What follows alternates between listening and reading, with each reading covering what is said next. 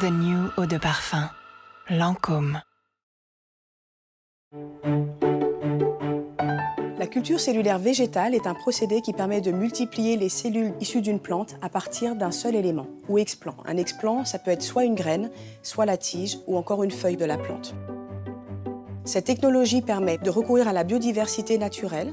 Elle est non destructive, sans transport et sans surexploitation des terres. Et enfin, cette technologie rend possible l'utilisation d'espèces végétales difficilement cultivables à grande échelle, à croissance lente ou encore en voie d'extinction, voire protégées.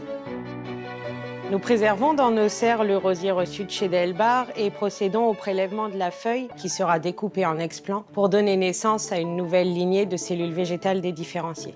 Ce procédé d'obtention est extrêmement complexe. Nous travaillons toujours en milieu stérile et cela peut prendre beaucoup de temps. Il faut au minimum 6 mois de travail pour obtenir les cellules. Les cellules sont ensuite placées dans un milieu de culture propice à leur bonne multiplication. Il se forme des amas cellulaires de différentes qualités appelées cales. J'identifie à l'œil nu les plus viables et les plus fournis.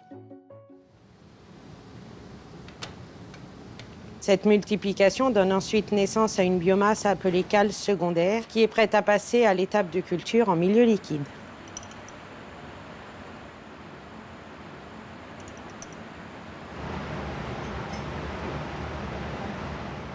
Les cales secondaires stabilisées et entretenues sont transférées en fermenteur, monitorées en continu.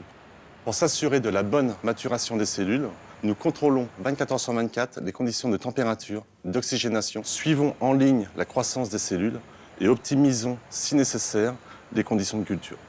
Après une dizaine de jours, les cellules sont filtrées et séparées de leur liquide nourricier. Elles sont prêtes à être formulées et exprimer leurs propriétés régénératives spécifiques.